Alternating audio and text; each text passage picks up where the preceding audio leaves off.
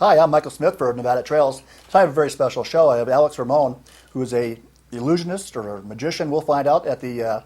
He's playing right now at the cabaret at the Horizon at State Line. And tell you, thank you for being on the show. Thank you for having me. Well, years ago, when I lived in Chicago, I used to date this beautiful gal who lived in Arlington Heights, and they had this magic bar. Yep. And we'd go up there, and I swear I was just giving them all my money. I mean, it was so entertaining. I mean, they did things that just was just so awesome. And ever since then, I've really admired the talent that it must take to do this. And so, anyways, thank you for being on the show, and welcome to our area too. It's just started. Yeah. Well, actually, I'm quasi-local, I guess, to Lake Tahoe. I'm from San Francisco Bay Area. Excellent. And so a few hours away, and now I'm in Lake Tahoe. So at the Horizon, the show just opened just recently, a few weeks ago, and the show is called Illusion Fusion. Illusion Fusion, I like it. Illusion Fusion, and we run 5 nights a week. We have shows Thursday night through Monday night at 8 p.m. And then on Saturday night, we have 2 shows, 7 p.m. and 9 p.m. Well, I tell you, I hadn't seen the show yet, but my wife Deborah and I wanted to go very much so. Oh, good. But I did check you out. Oh, thank you. Yeah? I didn't check. my sources are a little bit different than most people. One, there's a person named April. Yes. And she's a server in your show. Oh, yeah. And I just said to April, what do you think? You know, is he gonna, what do you think? What do you think? And she said, love the show. The people love the show. It's going to be great. Good. And I called you up right away. So good. then I went. My second study was I went there, and I watched the end of your show where the people come out and you do a meet and greet. Everybody was smiling. You could watch people's faces. Everyone was smiling. You were posing for pictures. Yeah. And so that was because I didn't see you there. I didn't even. You were hidden. I'm a sneaky guy. Yeah, that's right. But anyways, sneaker. I watched. Well, I was invisible, but I watched, and that's what I with April, with the people. And then that's right. You have your sources. That's right. Check it out. But anyways, but it was all ages. It wasn't just one certain age. It was everybody. Absolutely, it really is. I mean, the show is obviously in a casino in Lake Tahoe, right there on the strip of Lake Tahoe.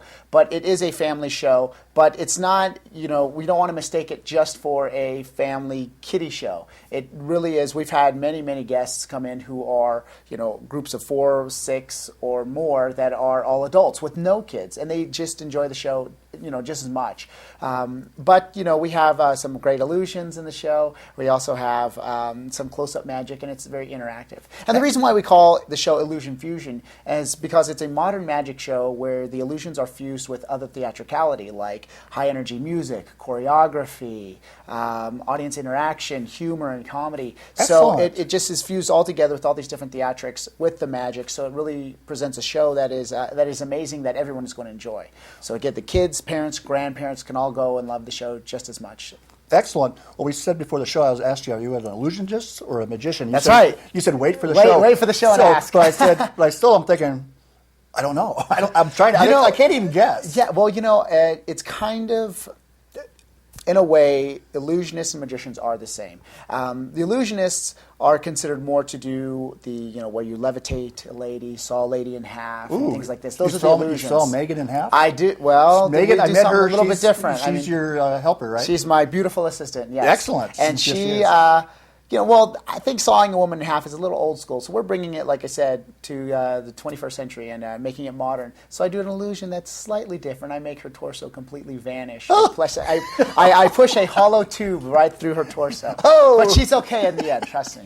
But I also make her suspend in the air without any means of support. So, I mean, there are those classic illusion plots. But and that brings us to the whole question, the magician and illusionist. Yes. An illusionist has been considered a magician that does those sorts of things. And then, but it's all kind of the same. Just think music. Like you have musicians, you have a pianist, a drummer, a guitarist, but they're all musicians. They play different instruments. Kind of the same thing where it's an illusionist, a close-up magician, things like this. So you're both, actually. Yeah, I've kind of done all of the genres. I've performed all the genres of magic. I began, actually, here's the story. When I was 13 years old, I became fascinated with magic, and it started as a hobby. My dad took me to work. A coworker of my dad showed me a magic trick. I was completely amazed, never seen anything like it before.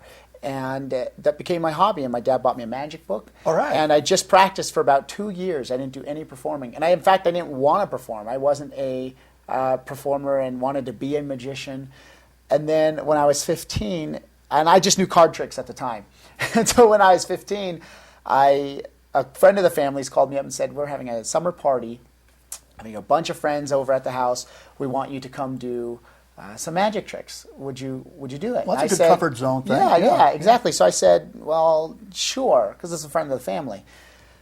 Well, she said, well, how much do you charge? And I said, what? She said, how much do you charge? I was like, hold on. Mom, how much do I charge? And my mom was like, I don't know. And so I was like,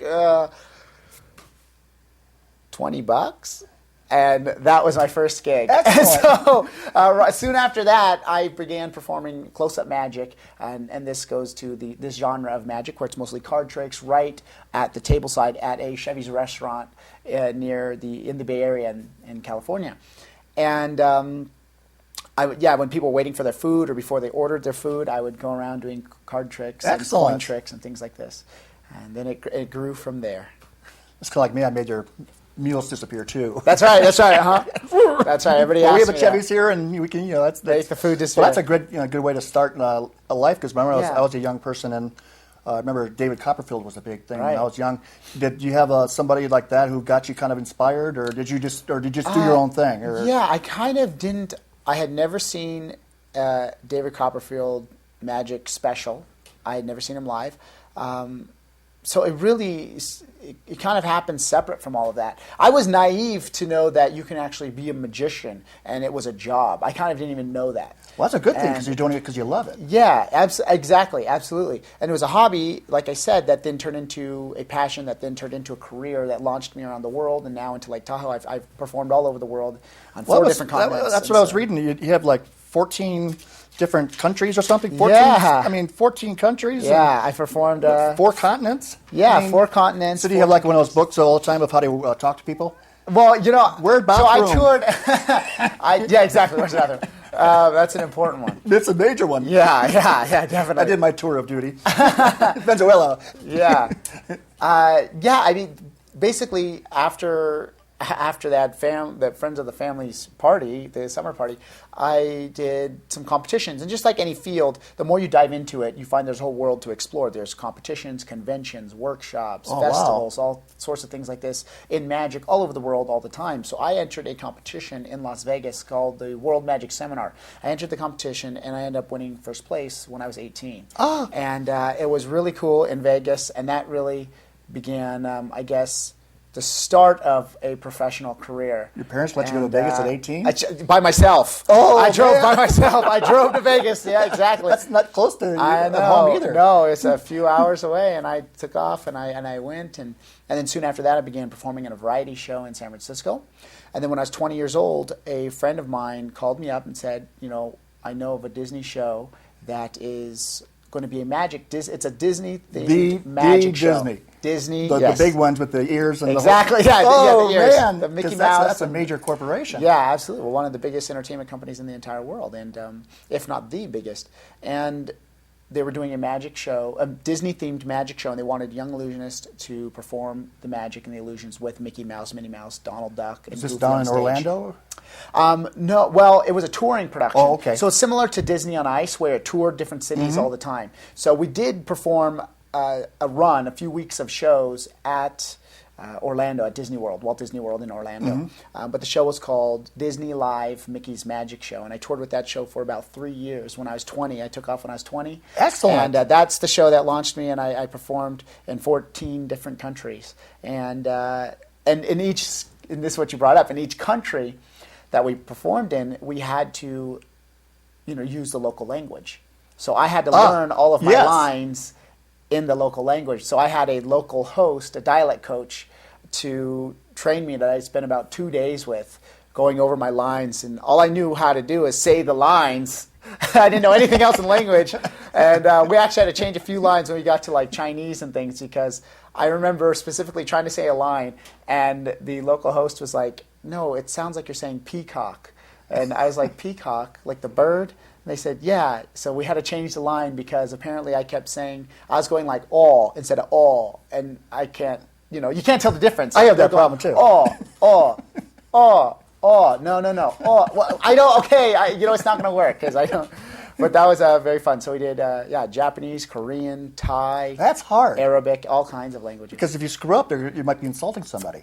Yeah. Besides the peacock. I mean, you forget something else, and it's like, whoa. No. There was definitely, a few times where, you go blank right before you make your entrance, and you're like, oh my gosh, what's this line? What's this line? And you go out, and, there was one time that I can remember specifically that I said something. I had no idea what I said. I had no idea what language it was. And I was like, You wait for the laugh? Yeah, like, is this... 1, 2, is this on? Yeah, but, it's funny. And that was a great experience that took me around the world. Well, that is awesome.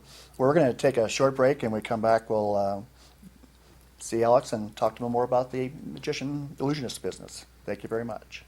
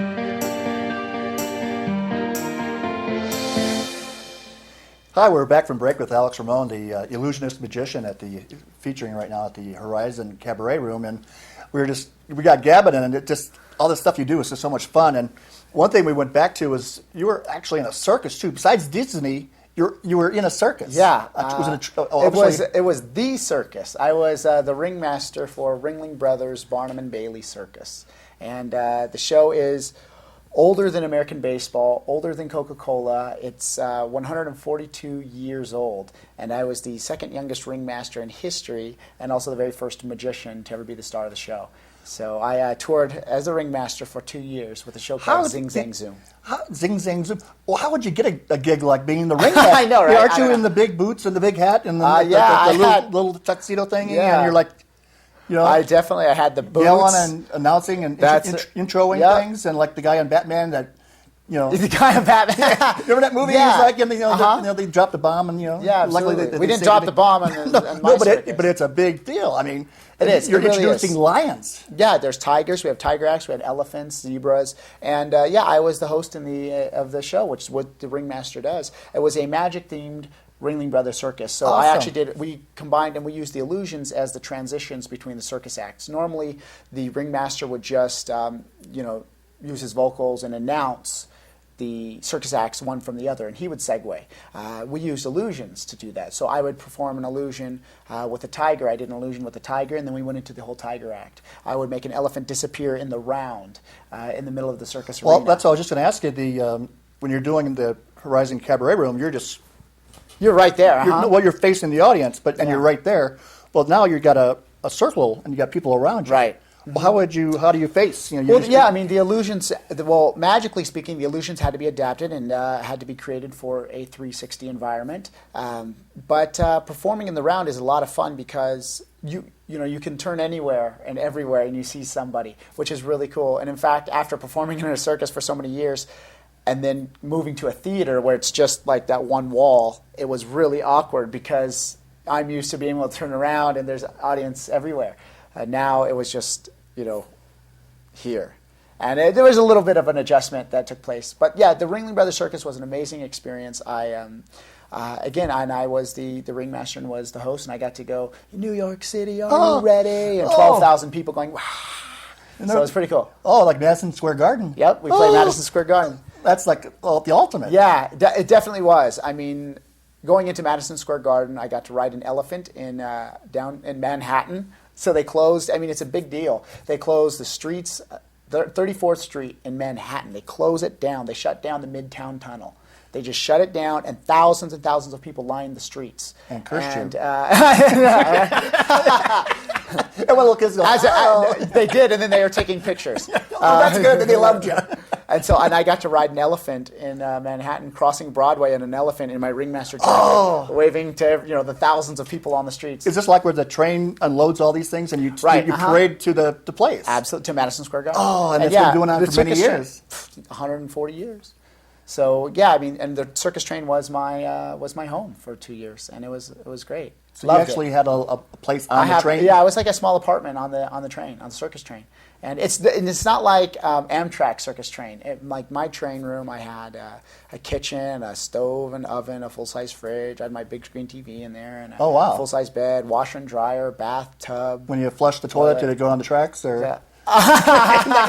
Like in the old days? I have to tell you, I didn't really deal with that. It was the porters that dealt with that stuff. So I remember as a kid, it was like, whoa, I don't know where that's going. Careful there. Well, yeah, same with the elephants, too. What happened? Yeah, the elephants had special cars that were made for them, and then, they had animal crew that was there, monitoring them 24/7. So, yeah. So they got pretty good, taken care of pretty good.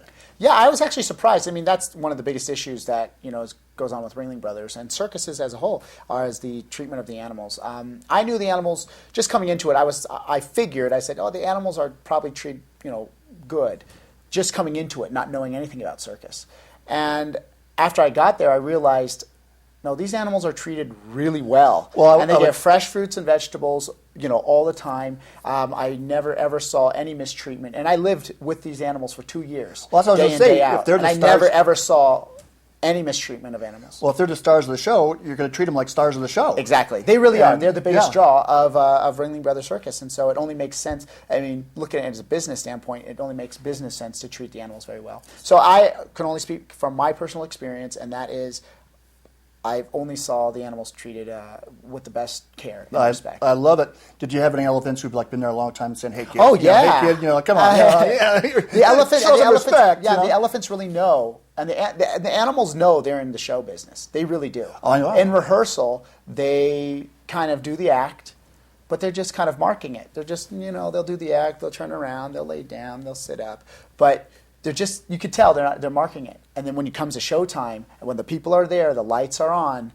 they're moving faster, they're going up, they're making noise. That's awesome. It's real. They know what's going on. They know they're in show business, which is great. That is cool. Fantastic, because I remember as a kid, it was just so thrilling, and I think that you sensed it because the whole crowd and all the animals were doing their thing, but they seemed happy to me. Yeah. Well, this is a good interview because I always wanted to know that inside of that. Yeah, of course. Well, did you ever meet girls and say, "Hey, I can make an elephant disappear"? I make elephant disappear. That's right. I'm the ringmaster. And, sometimes it worked. Unfortunately, I performed over 750 shows in less than a 2-year period, and I did PR events, interviews like this on television. Yeah. So my girlfriend for about 2 years was Ringling Brothers Circus. That's all the time I had. That's a heck of a career. Yeah. So it was a great experience. But then it launched me. After doing that, I spent a year building the show that is now Illusion Fusion. So I have some brand new illusions that I've literally no other magician in the world are doing. Awesome. So, and I read someplace in your the Entertainer article, which is very good, that you're Magician of the Year. How is something that selected? It was part of that competition when I won. Oh, wow. So when I won it, it really was, like I said, the first stepping stone to my professional career. So your peers are there, and then the judges are probably into business. So it's like absolutely. There was about 1,000. There was about 1,000 magicians at this convention from around the world, and it was great. Loved it. And like I said, I was 18, and then Disney was 20, and then 23 was Ringling Brothers Circus, and then opened up Illusion Fusion, and it's going good so far, and I'd love to keep going with it. Excellent. Did you bring a snowboard for Tahoe? Snowboard? I've only snowboarded once, and now I was in Dubai.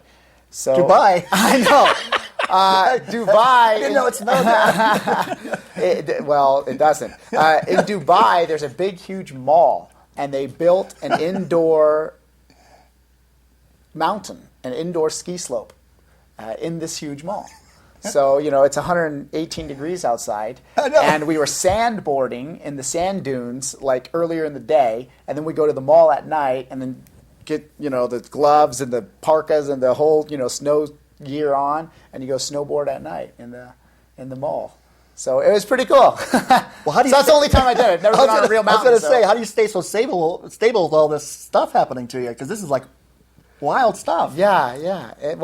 You just stay grounded by reality, and you talk to your parents, or my mom keeps me in check. She's good at that. So because once you did Madison Square Garden, I'd be like, wow. Yeah, it was. Because he's a nice person, by the way. So I'm not making it up. We've had enough chat for me to know. I've checked with people too. Yeah. Well, so now you have your own show. Yeah, that's right. And that's progressed to this level, and it's a big level. It is. How did you find your producers? Did they find you? I tell you what. Yeah, about 10 years ago, and I was about 16 or so. I saw a show in the same venue at the Golden Cabaret at the Horizon in Lake Tahoe. Excellent. And I saw a show there, and I was like, man, I'd love to do this. I'd love to be here. It's great. It's near home. It's a beautiful place. It's a casino. It's real nice.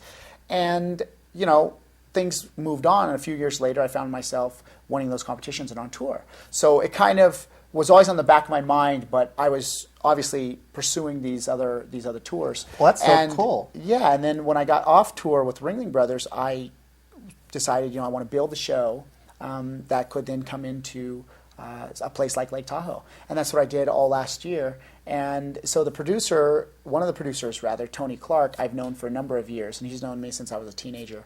And him and his partner, Paul Reeder, they produce shows together all the time. They came to see me in Hollywood at the Magic Castle. I did a week in Hollywood at the Magic Castle, and really received a great response there from the crowds. And both of them came in to see the show because they hadn't seen the show that I built. Mm-hmm. They hadn't seen all the new illusions that I was doing. I just knew them, and they had seen me in the Circus and Disney, but now I said, now it's just me.